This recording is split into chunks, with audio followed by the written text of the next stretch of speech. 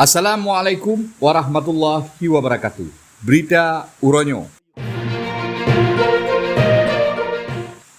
Anggota DPR RI Ilham Pangestu dari Komisi 5 naku salah siro anggota DPR RI dari Dapil 2 Aceh yang sabi-sabi gepako ke pembangunan sarana jalan di Aceh dan gopnyan nacit gepako ke realisasi ASO MOU Helsinki.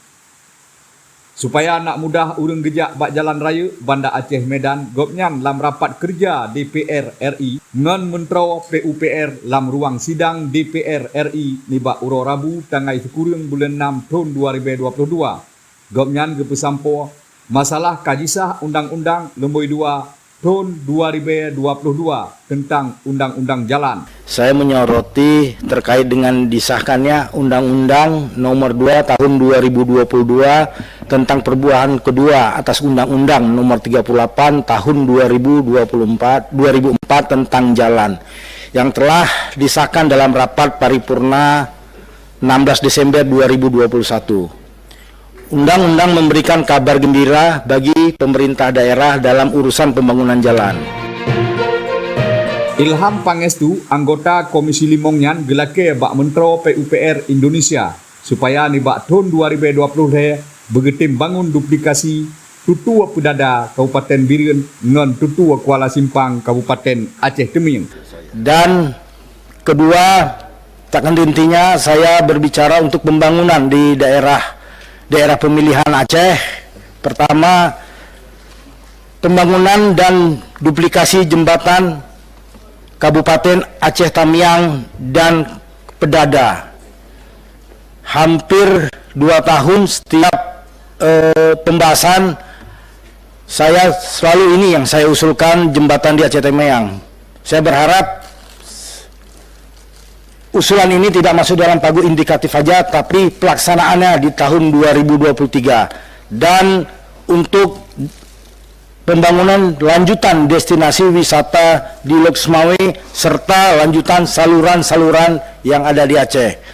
Terima kasih pimpinan, untuk itu saya izinkan untuk menyampaikan usulan tertulis kepada Pak Menteri.